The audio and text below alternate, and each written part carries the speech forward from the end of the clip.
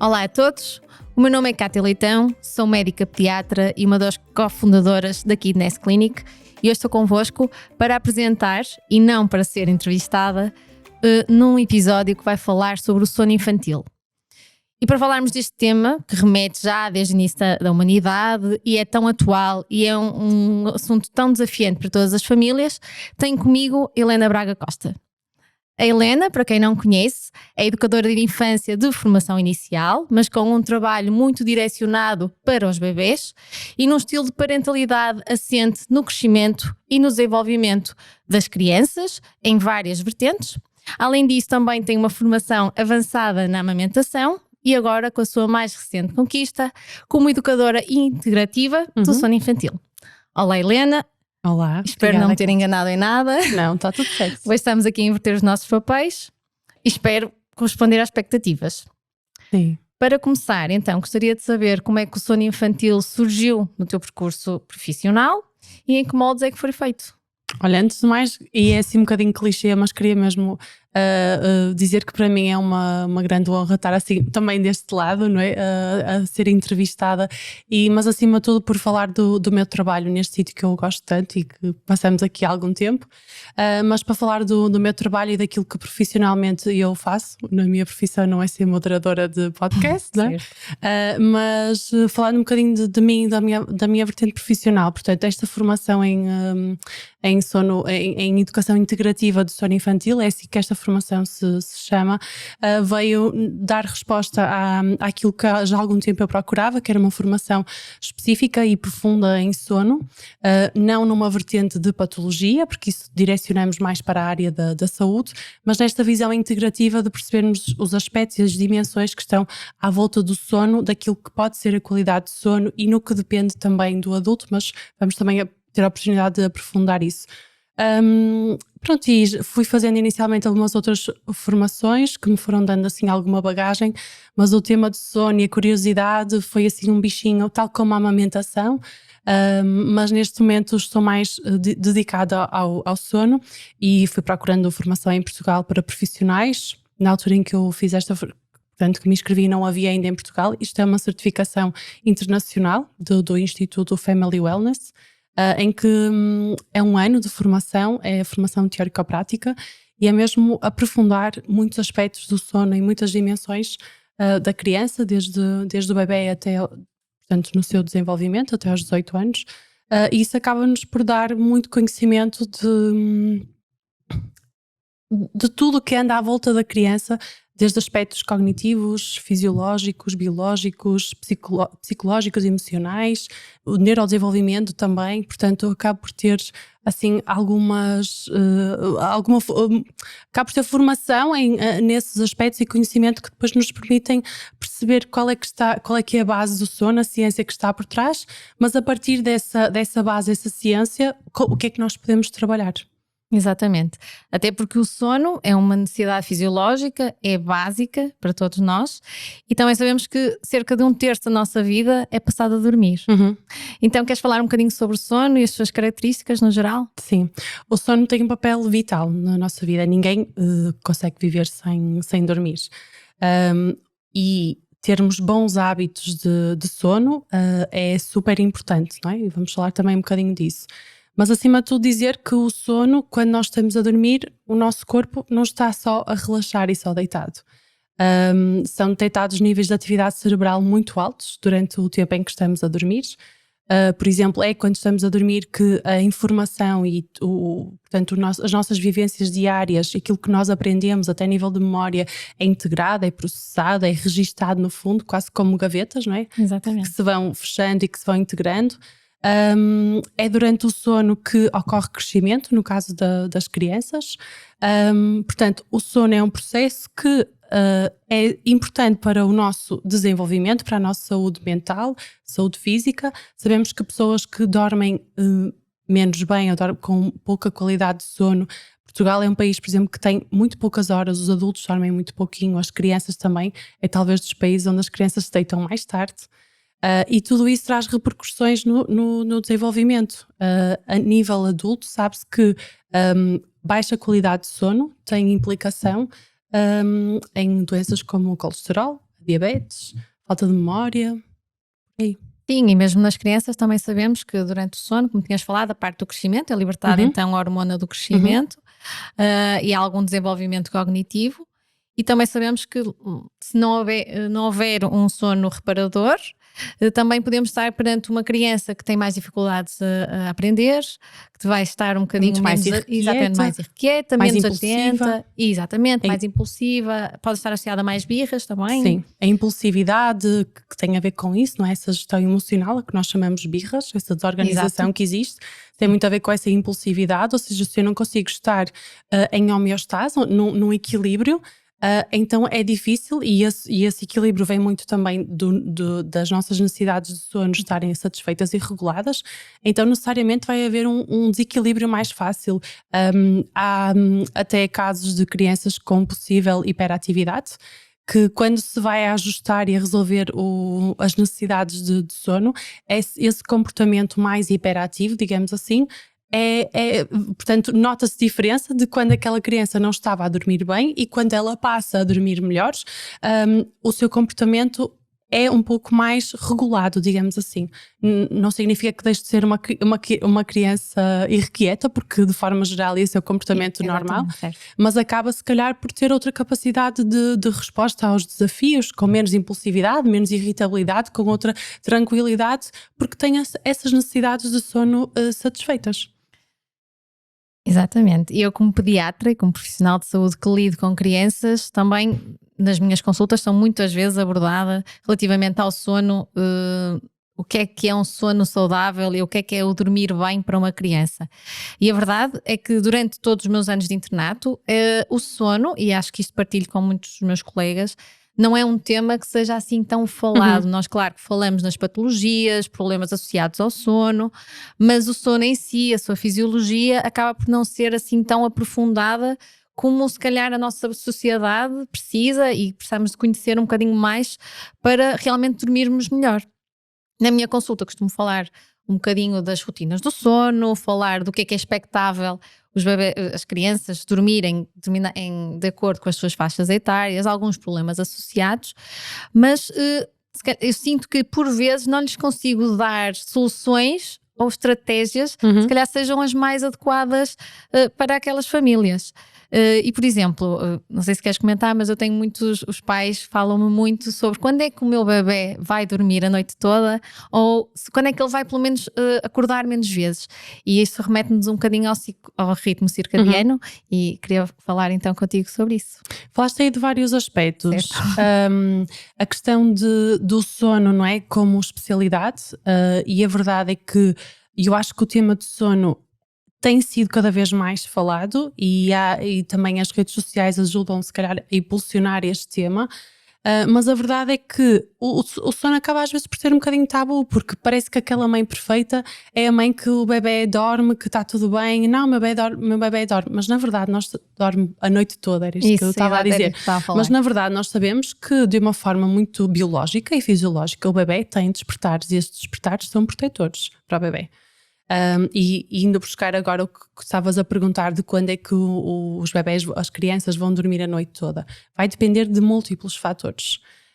Nós sabemos, como eu estava a dizer, que o despertar, ou seja, cada ciclo de sono que o bebê faz, esses ciclos podem ter uma duração de 30 a 40 minutos, cada ciclo de sono haverá ou poderá haver um micro despertar em que o bebê vai fazer quase como um check control do que está à sua volta, em termos de ambiente, de contacto, de presença do adulto, de temperatura corporal, batimento cardíaco, a respiração, e se estiver tudo ok, ele de alguma forma pode continuar o sono.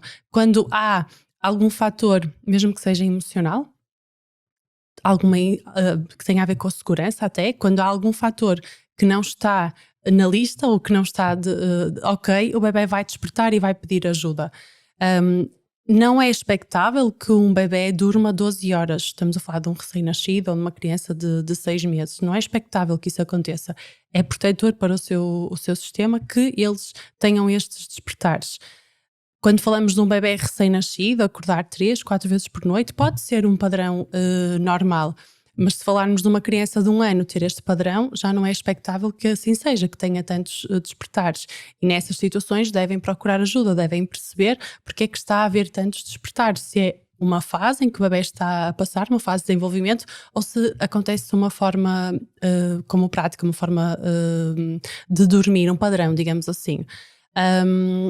Mas, por exemplo, acordar com 1 ou 2 anos durante a noite, ou uma vez ou 2 vezes à noite, pode ser normal. Depende, lá está, de várias características, mas muitas vezes nós vemos direções e indicações para os pais de horas de sono que os bebés devem fazer. É verdade que nós devemos tentar assegurar as 12 horas de sono, mas não significa que eles durmam ininterruptamente durante essas 12 horas.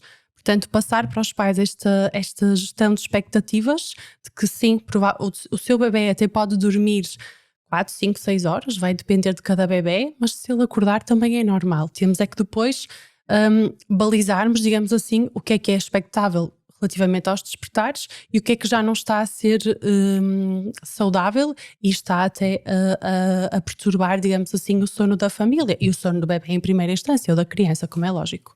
Sim, eu acho que aqui falamos muito da privação de sono dos pais também, não é? Porque eles também acabam por ser privados do seu sono, do seu descanso, e nesta mudança de ciclo vital da família, que é a introdução e de outro elemento na família, acaba por poder ser disruptivo e até mesmo fraturante um bocadinho ali para a família. Os pais também não conseguem descansar e acabam por ansiar que a criança durma mais, para eles também poderem dormir um bocadinho mais. E sabes o que é, às vezes até é a questão de... O problema não é o bebê acordar durante a noite. O problema é que no dia a seguir nós temos que ir trabalhar, não é? É isso. E mais que terminam a licença aos 4, 5 ou 6 meses e que é expectável que o bebê tenha despertares durante a noite. No dia seguinte vão ter que se levantar muito cedo para ir trabalhar, muito cedo, não é? Com noites e noites e noites seguidas. E depois também há uma outra, e tudo isto eu acho que tem a ver com gestão de expectativas. Depois também há aquelas mães que tu dizes assim, mas o meu bebê, não, nós dormimos bem, o bebê não acorda. Mas não acorda, sim, mas eu amamento ou está comigo ali ao lado, pronto, e está tudo bem. Lida de uma forma diferente e natural, não é? Exatamente, e não aquela questão de estar sempre a acordar e eu não consigo dormir de 2 em 2 horas, ou seja, percebermos que fatores podemos ajustar e realmente ajudar esta família a ter um sono melhor e de qualidade, e podemos falar mais à frente sobre isso, mas acima de tudo esta gestão de expectativas com a família, porque é como tu dizes muitas vezes, é a privação de sono dos adultos que influencia a forma como nós estamos a lidar com os bebés e a gerir todas estas questões de sono. Repara, uma família que em todos os momentos que vão dormir, não é? Que vão deitar o bebê, sabem que há uma sequência de acontecimentos, que o bebê vai chorar, que vai haver, que aquela noite vai acordar, vai se deitar a uma determinada hora, passado não sei quanto tempo vai acordar. Ou seja, nós quando já vamos para o quarto com o bebê, com todo este stress à volta, com todas estas expectativas que no fundo não correspondem àquilo que nós gostaríamos que acontecesse, ou que na realidade acontecem, há todo um stress associado também a este momento, e muitas vezes isso depois é uma bola de neve, não é? E o facto de, às vezes, eu costumo dizer isso aos pais, que é quando nós vamos deitar o bebê, e depois falamos disso em rituais também, mas quando nós vamos deitar o bebê, vamos ter expectativas, aproveitar o momento.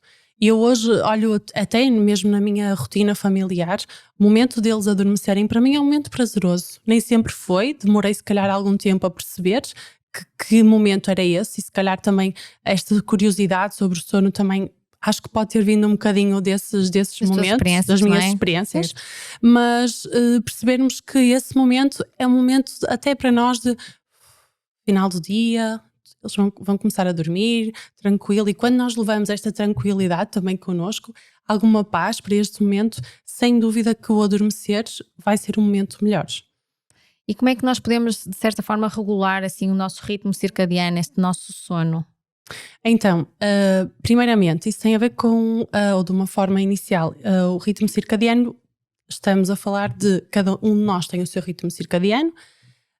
A Master Clock, que é o reloginho que nós temos e que tem a ver com todo o metabolismo que faz, portanto, do nosso corpo, não é? A forma como nós funcionamos. E deve haver um ajuste entre o ritmo circadiano, o master clock e as 24 horas do dia do planeta Terra, as 24 horas do nosso dia. Então há horários que durante o dia, para o funcionamento do nosso metabolismo, não é? Da parte celular, há horários que correspondem depois a horas de dormir, em que nós devemos ou não estar a dormir naqueles momentos para que o sono tenha determinadas características, para que haja diferentes estágios de sono e que haja um aprofundamento do sono para todas estas características que falamos anteriormente, não é? Portanto, quando nós temos tudo isto desregulado, o nosso sono não vai ser de qualidade, não é igual irmos dormir da meia-noite às 8 da manhã ou irmos dormir das 10 às 6, por exemplo, não é a mesma coisa.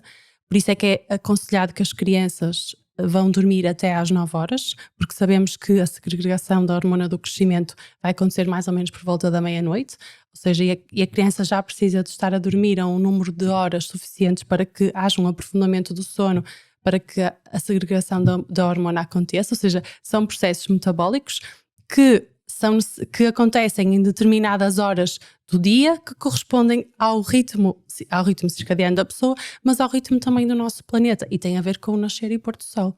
Ou seja, há vários fatores que estão aqui em jogo, mas a hora de acordar de um bebê é assim, aquele momento em que nós fazemos um reset ao relógio, digamos assim, ok, a partir daqui começa o dia. E depois esta hora de acordar às vezes também é um problema, e é nisso que eu noto nas sessões, é que os bebés são necessariamente matutinos. Os bebés acordam cedo, nem todos os bebés, mas de uma forma muito geral, os bebés acordam muito cedo, e estamos a falar cedo, a partir das 6 da manhã já é uma hora. Portanto, já começamos a regular o ritmo, já é uma hora em que aceitamos que o bebê de alguma forma possa acordar, até aí consideramos como despertares noturnos, mas efetivamente há bebês a acordar às 6, 6h30, 7 menos um quarto, mas depois de uma noite que foi tão difícil, eu também percebo que para os pais é difícil essa hora, bora lá começar o dia. Não é? É difícil nós despertarmos e mostrarmos o sol, ou mostrarmos a luz, conversarmos com o bebê, que haja logo uma rotina. Interação, não é? Sim, uma interação, um ritual de bons dias. Bom dia, é um novo dia, vamos brincar, vamos sair. Mas muitas vezes isto é necessário para que depois todo o resto do dia corra de uma forma muito mais orgânica e respeitadora daquilo que é o ritmo biológico e circadiano daquele bebê, não é? Daquele bebê. Nem sempre é o mesmo da família. Nem sempre é o mesmo. Exato, e acho que aí é que nós encontramos aqui se calhar um problema, que não é problema, mas que pode ser encarado como um problema. Nós temos um bocado, eu acho que nós, de uma forma geral, nós invertemos os nossos hábitos. Nós deitamos-nos mais tarde e acordamos mais tarde. E os bebés são exatamente o contrário, acordam cedo e precisam de se deitar cedo. Então esta forma contrária, como nós vivemos, faz com que também seja difícil nós gerirmos as expectativas e percebermos que efetivamente aquilo acordar do bebê faz sentido, é fisiológico, e é a partir dali que depois nós vamos, até enquanto adultos, lá está aí falando da higiene de sono, não é? É importante nós termos estes ritmos marcados e percebermos que a partir daqui nós andamos, a partir daqui começa o dia. Só que os adultos estão ao contrário também, não é? Sim, e também percebermos que existe realmente um mecanismo orgânico, que é a melatonina e o cortisol, que são as hormonas que estão intervenientes no sono e que vão funcionar tanto para o despertar como para o processo de iniciarmos o sono, certo? Certo. Pronto. Ainda nesta sequência que estamos a falar sobre os problemas do sono, sabemos que tem então impacto tanto na saúde como no bem-estar da família e da criança, neste caso, como tu falaste. E mais uma vez te digo que muitas vezes os problemas que os pais me trazem à consulta são, por exemplo, o meu bebê só consegue dormir ao colo, ou o meu bebê acorda várias vezes durante a noite, ou o meu bebê mexe-se muito, e não tem a ver com problema de saúde em si do bebê, mas mais uma vez de alguma da dinâmica familiar. E de certa forma daqueles pais que não estão a conseguir fazer as suas rotinas, alguns por desconhecimento ou mesmo porque estão extremamente cansados, nesta fase e não estão a conseguir lidar da melhor forma com este novo bebê e com as suas necessidades de sono. Concordas também? Sim, faz todo sentido isso. Mesmo expressões como ele luta muito para dormir. Adormecer. Sempre que o vamos colocar sempre que o vamos tentar adormecer, ele começa a chorar. Acredito que em muitas situações isso acaba por ser falta de informação, não é? Mas realmente perceber os sinais de sono de um bebê pode ser difícil e nem todos os bebés demonstram esses sinais de forma muito clara. Aqui falamos de sinais de sono, como falamos, por exemplo, de janelas de sono ou janelas de vigília. Os pais não têm que saber estas tabelas, estes horários e como é que isto se processa no fundo, mas nós que trabalhamos com sono, isso dá-nos indicadores de que em determinada idade o bebê deve estar a dormir X tempo e tem capacidade de estar X tempo acordado. No trabalho que eu faço é muito passar informação aos pais de observarem os sinais, ou então mais ou menos sabemos que nesta idade o bebê pode estar 1h30 acordado, 2 horas, ou depois passa para 3, que a janela de vigília de manhã é mais pequenina e ao final do dia é maior, que de manhã eles aguentam menos tempo porque ainda têm a pressão homeostática da noite, então vão aguentar menos tempo acordados e vão fazer uma cesta pouquinho tempo depois de acordarem. Outra cesta ali pela hora de almoço, ou antes ou depois, mais ou menos nesse horário, e ao final do dia, por exemplo, há bebés ainda muito pequeninos que ao final do dia às vezes estão 2 horas sem dormir, não é? Ou 3, aumentam um bocadinho a janela de vigília, acumulam pressão homeostática, é nestas alturas que às vezes acontece os padrões de cluster feeding, não é? Que os bebés mamam muito nesse final do dia, porque há um acumular de ingestão calórica e nutritiva para que depois possam aguentar mais horas durante a noite sem acordarem para se alimentarem, para comer. Portanto, tudo isso às vezes é informação que primeiro eu acho que nós não estamos muito habituados a pensar sobre isso. Isso por um lado é muito bom termos informação, por outro lado o excesso de informação também vai de alguma forma viciar a nossa observação para o bebê. E aquilo que eu acho mais justo, talvez, mais sensato, é nós termos esta visão de que e respeitarmos o ritmo do bebê. Com rotinas, com consistência, é preciso isso. A rotina vai trazer previsibilidade ao dia do bebê, isso vai ajudá-lo muito na forma como depois ele vai ter esta regulação de sono, falando especificamente no tema do sono, mas trazermos esta previsibilidade e ajudá-lo nestes momentos, ou seja, observar o bebê, conhecê-lo, não é? Ele agora de manhã já sei que mais ou menos 1 hora, não sei o quê, depois ele vai dormir. E não estarmos tão atentos aos sinais, em alguns bebés isso é perceptível, outros menos, como estava a dizer há bocado, mas seguirmos este ritmo mais orgânico do bebé, com informação, claro, mas não demasiado. Sim, e pensarmos que o bebê não é um relógio suíço, não é? E também não precisamos ter assim um regime militar. Sim, e às vezes há pais que são um bocadinho rígidos relativamente a isso e que não conseguem, lá está, interpretar os sinais que o seu bebê lhe está a dar. Isso pode gerar algum desconforto na família. Ansiedade e frustração, não é? Porque se no livro diz que ao final de 1h30 ele devia estar a dormir, já passou 1h45 e o meu bebê ainda não está a dormir. Se calhar sou eu que estou a fazer alguma coisa de errado. Muitas vezes o pensamento é este. E na verdade não, é aquele bebê que tem necessidades diferentes de sono da tabela. As tabelas são médias. Não é? Exato, é uma média que mesmo. está ali. Portanto, o meu filho pode ter efetivamente aguentar mais tempo acordado ou menos tempo acordado. Em termos de horas de sono, nós nas tabelas encontramos uma variação de 2 a 3 horas na média, não é? De uma criança, entre 12 a 15 horas de sono. Não diz que todos os bebés de X idade têm que dormir 12 horas, não diz isso. Podem dormir de 12 a 15 horas de sono. Há variação na própria tabela. E nós sabemos que no dia-a-dia e nos horários, 30 minutos a mais ou a menos daquele horário não vai fazer grande diferença no dia a seguir, não é? Nas rotinas. Agora, se falarmos de 1 hora, 1h30, 2 horas consecutivamente no horário de acordar, no horário de fazer a cesta, no horário de dormir, sabemos que isso vai trazer outro tipo de repercussões. E muitas vezes os despertares durante a noite estão associados a más cestas, a má gestão, no fundo, de sono diurno. E quando nós ajustamos, quando começamos a fazer este reset a partir da hora de acordar, vai haver ao longo do dia um ajuste das necessidades de sono, do tempo que o bebê ou crianças até que ainda fazem cestas, não é?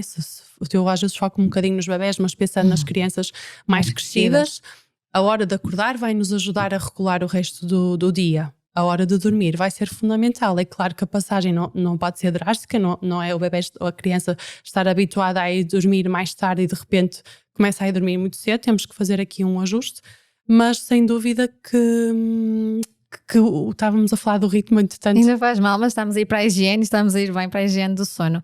Uma das expressões que eu vi na Associação Portuguesa do Sono é que dormir bem, a arte de dormir bem pode ser aprendida. E acho que, a meu ver, pode ser aperfeiçoada e adaptada a cada família.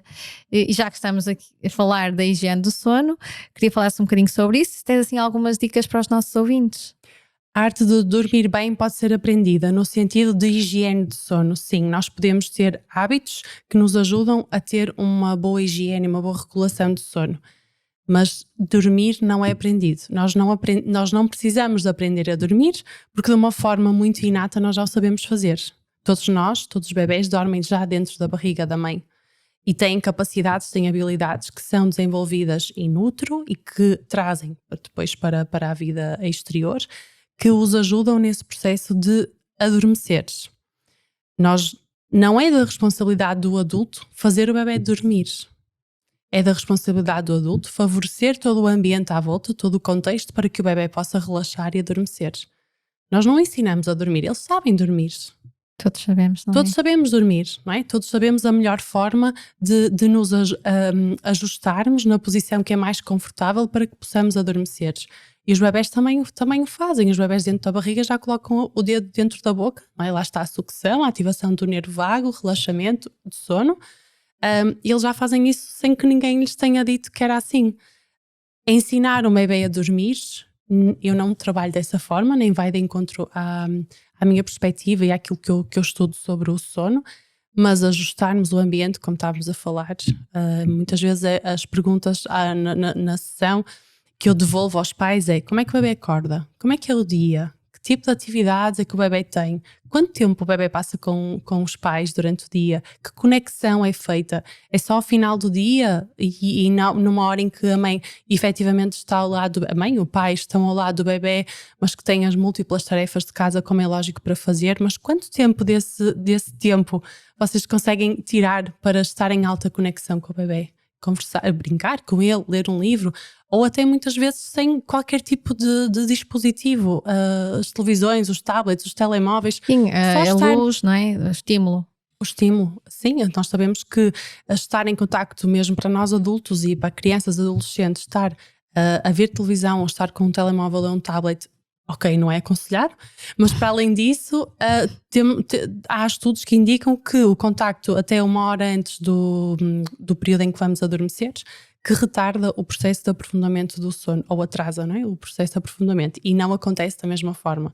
Portanto, esses aspectos temos que salvaguardar, mas naquilo que é até mais as minhas dinâmicas de trabalho, é percebermos, e há bocado esqueci-me de falar disso, que é, eu faço quase como um desenho da história do bebê. Gosto muito de usar este termo, porque quando temos um bebê, uma criança, nós precisamos de partir do início, a pré-conceição. Como é que foi a pré-conceição deste bebê?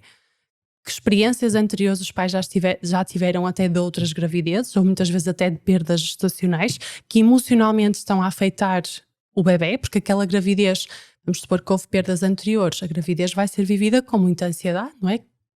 Que finalize, que termine, que tenhamos o nosso bebê. Portanto, isso já são fatores que estão de alguma forma a influenciar os nossos estados emocionais enquanto adultos. Mas depois, como é que foi durante a gravidez, como é que foi o parto do bebê? Gosto muito de falar dessa parte.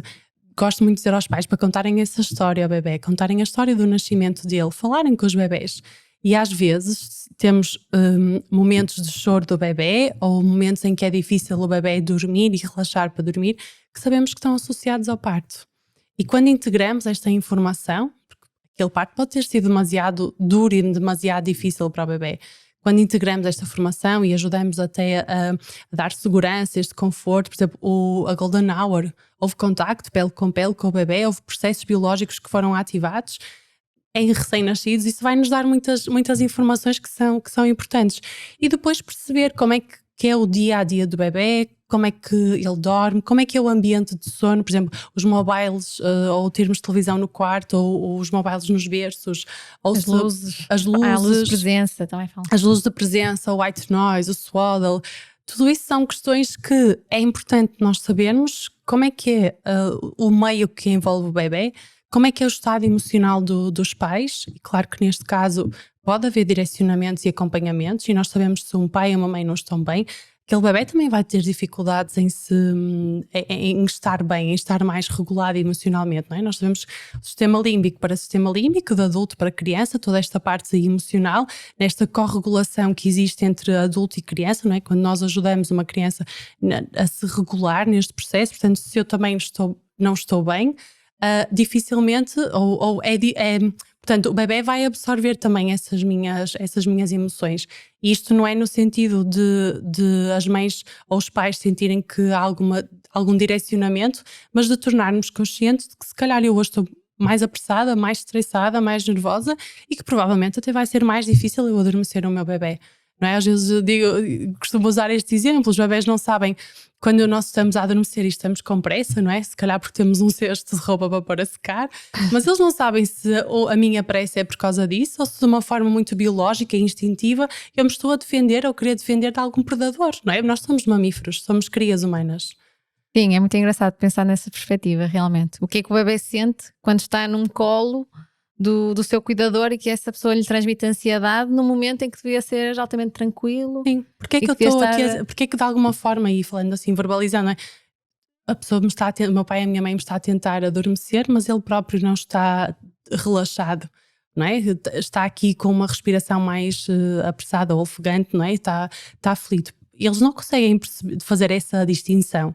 Eles entendem as nossas expressões corporais, não é? As nossas expressões faciais, a nossa respiração, o nosso batimento cardíaco, e tudo isso influencia no momento de adormecer, claro, mas todo o ambiente. E ia dizer só mais um fator que é super importante e às vezes não temos isto em consideração, que é o tempo que nós passamos no exterior, em contacto direto com a luz solar. E isso vai nos ajudar nessa regulação do ritmo circadiano. Ter tempos de exterior, de manhã, ao final da tarde, a luz do sol é diferente da manhã, é uma luz muito mais branca. Final do dia temos uma luz muito mais alaranjada. Então isso vai dar indicações ao nosso cérebro de que é hora de acordar, não é? O dia está a começar, ou então é hora de dormir. E o contacto com a natureza, nesta regulação também do nosso master clock, não é? Deste ritmo que anda aqui em simbiose com o ritmo da Terra, este todo contacto, este alinhamento que nós temos com o meio exterior, é super importante. E daí a importância também de termos as nossas rotinas do sono e implementarmos isto e falarmos isso ainda no pré-natal, para os pais também já pensarem nisso quando o seu bebê nascer. Sim, esse é um dos temas que eu falo nas consultas de preparação, no fundo, para o nascimento, não para o parto, não é? Mas para o nascimento, para o bebê.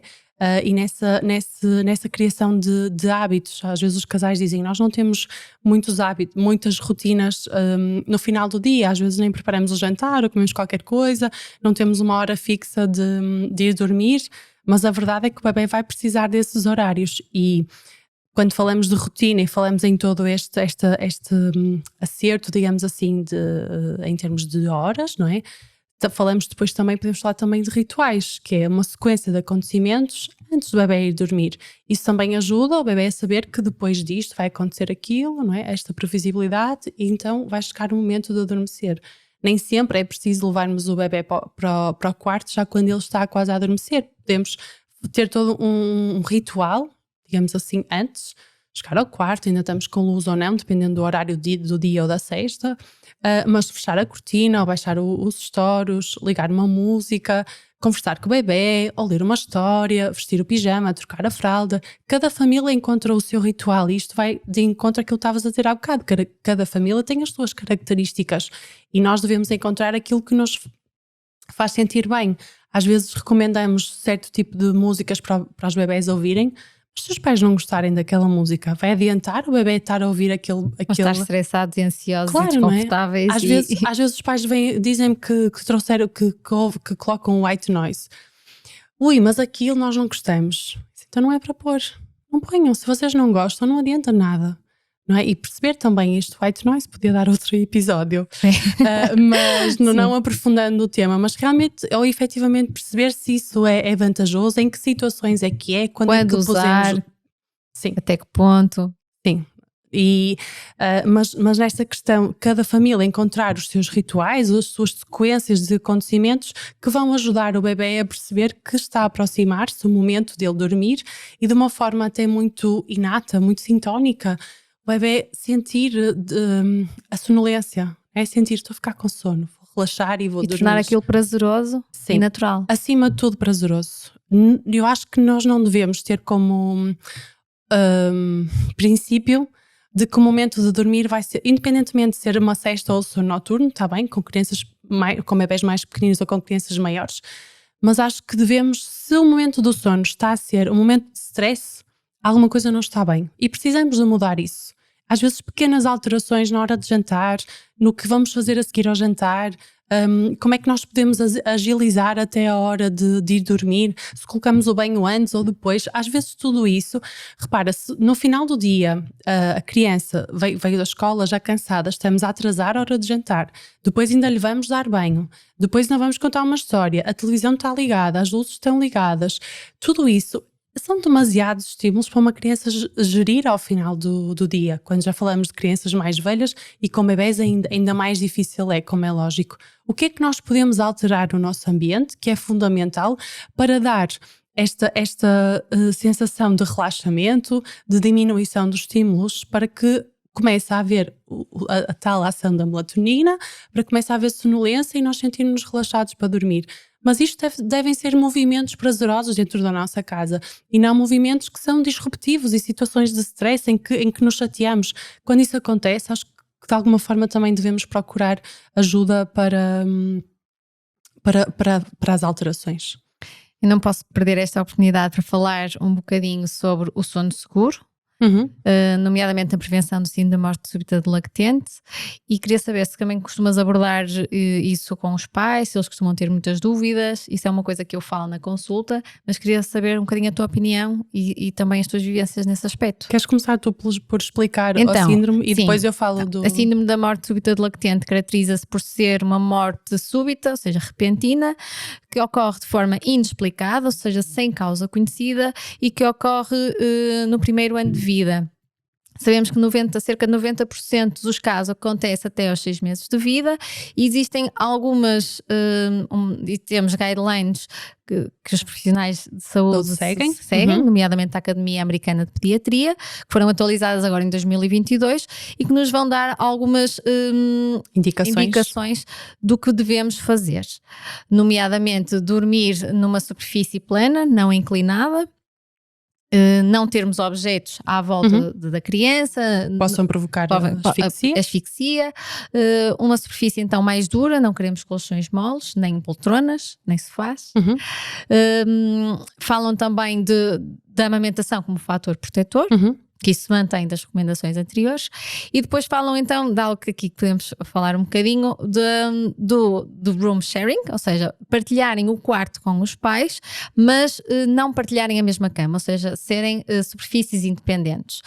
Eles recomendam isso, nomeadamente até aos 6 meses de vida. No entanto, também falam do bed sharing, ou seja, partilharem a mesma cama com os pais, mas com algumas indicações e, mais importante, com algumas contraindicações. Ou seja, eles não recomendam mesmo que as crianças, neste caso até aos 6 meses de vida, partilhem a cama com os pais, se os pais tomarem algum tipo de medicação que provoque sonolência, se forem fumadores, se estiverem numa superfície que não é adequada, como eu já disse, num colchão mole, numa poltrona, obesidade, ou pais com obesidade, com alguma patologia, ingestão de álcool ou drogas, ingestão de álcool ou drogas, bebés prematuros ou com baixo peso ao nascimento, menos de 2.500 gramas, eles aí dizem que não é recomendado. No entanto, podemos criar um ambiente seguro, dividindo a mesma cama com os bebés. Queres falar sobre isso? Sim.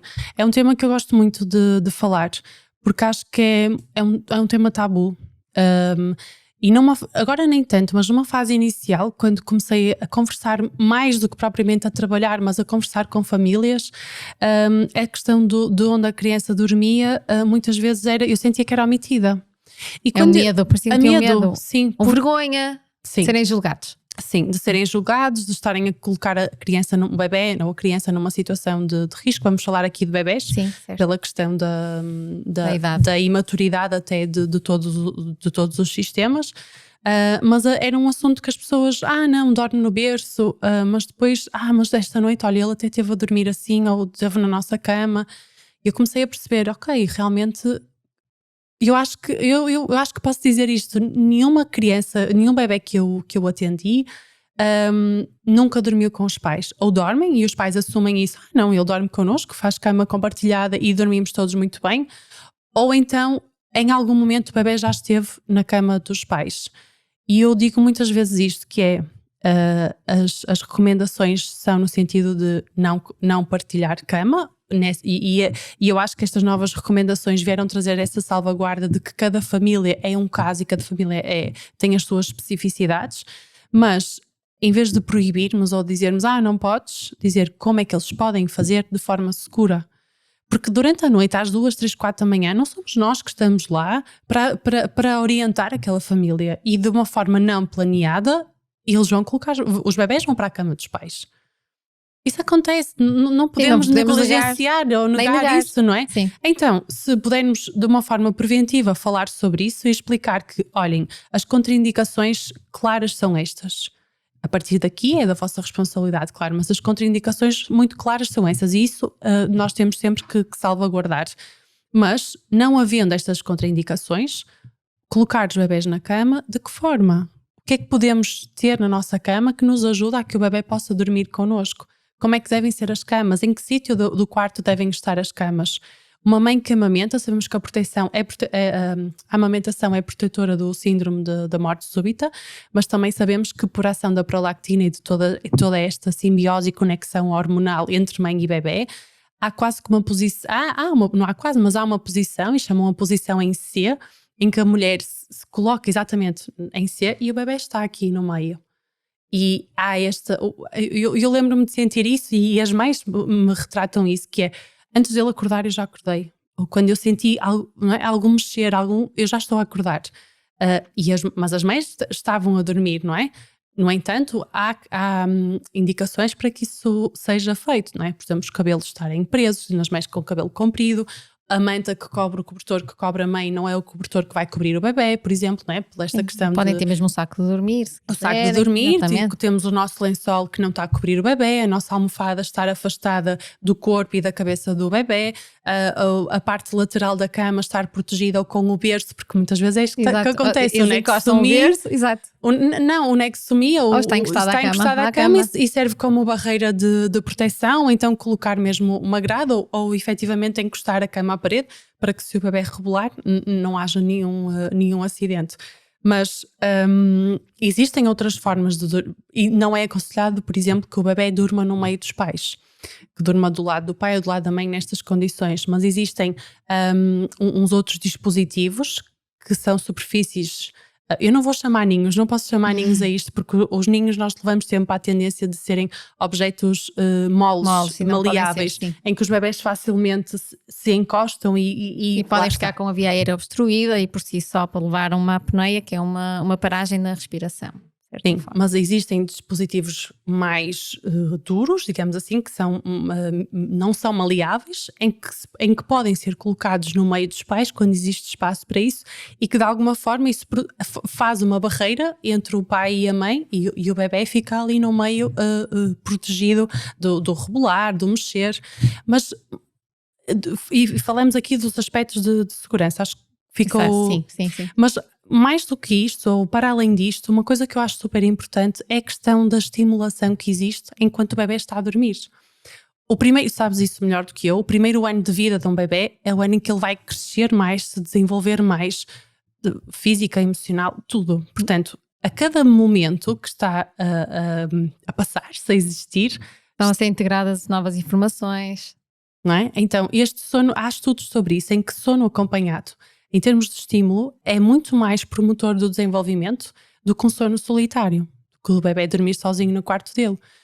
Termos os pais ao lado, respiração, temperatura corporal, o mexer dos lençóis, do cabelo, todos os movimentos que nós fazemos enquanto nós estamos a dormir estão a ser estímulos que estão a ser transmitidos para o bebê, que o vão fazer sentir seguro, que vão ser protetores do síndrome da morte súbita, porque nós sabemos que acontece, não é? Porque deixa, como tu estavas a explicar, não me vou repetir, mas sabemos que tudo isso é protetor para além de promover o desenvolvimento do bebê, também o protege de situações como a síndrome de morte súbita. Eu acho que isto, quando nós temos este tipo de pensamento e de evidência também de trabalhos científicos que nos demonstram isto, acho que não há temos o conhecimento, temos a informação, não é? Cada um depois faz aquilo que se enquadra na sua família, mas não há muitos argumentos que possamos ter para desaconselhar totalmente o co-sleeping ou o bed sharing. Sim, neste momento as recomendações, apesar de dizerem que é preferível, também não dizem que não pode ser feito. E depois há uma questão que é a população americana culturalmente é muito diferente da nossa. Sim, é verdade. Pronto, Helena, gostei muito de estar aqui contigo hoje. Agora, para finalizar, gostava que também partilhasses com os nossos ouvintes e quem nos está a ver, onde é que te podem encontrar, que serviço é que prestas, para ser mais fácil contactarem contigo. Sim, na Kidness também. Ótimo, Kidness Clinic. E dizer-vos que, portanto, o meu trabalho, eu gosto de dizer que é preparação para o nascimento. Apesar de falarmos de alguns aspectos da gravidez e de começar a trabalhar com grávidas, ou seja, na gravidez, falar de temas como a parentalidade, o sono, a amamentação, passar-lhes informação, transmitir-lhes muitas das coisas que também falamos aqui e outros processos mais específicos, responder às dúvidas deles, mostrar-lhes de alguma forma até que dispositivos eles podem ter e o que é que não precisam de comprar, porque às vezes as listas são muitas. São infinitas, mas às vezes dizer os essenciais, aquilo que lhes vai ser útil. E também o trabalho como conselheira da amamentação e com a formação que tenho, também faço esse trabalho com as famílias, faço domicílios assim com recém-nascidos e ajudá-los nesse processo de iniciar a amamentação, reencaminhando quando não é do meu... Tenho sempre a minha rede de contactos, a minha rede de apoio naquilo que diz respeito a profissionais e que vou reencaminhando para as outras áreas. E a área de sono que acaba por ser mais específica neste momento, mas também as sessões já com bebés ou com crianças que tenham algum problema de sono. Portanto, aproveito aqui para dizer se alguma das coisas que nós falamos hoje e se vocês lá em casa verificam que efetivamente estão a ter dificuldades com sono e que isso está a ser um fator de stress para a vossa vida, procurem ajuda comigo ou com um outro profissional, mas efetivamente que procurem ajuda, porque realmente não podemos descurar esta parte tão vital da nossa vida. Foi ótimo, Helena, muito obrigada mais uma vez. Despeço-me então de todos vocês. Obrigada e até à próxima.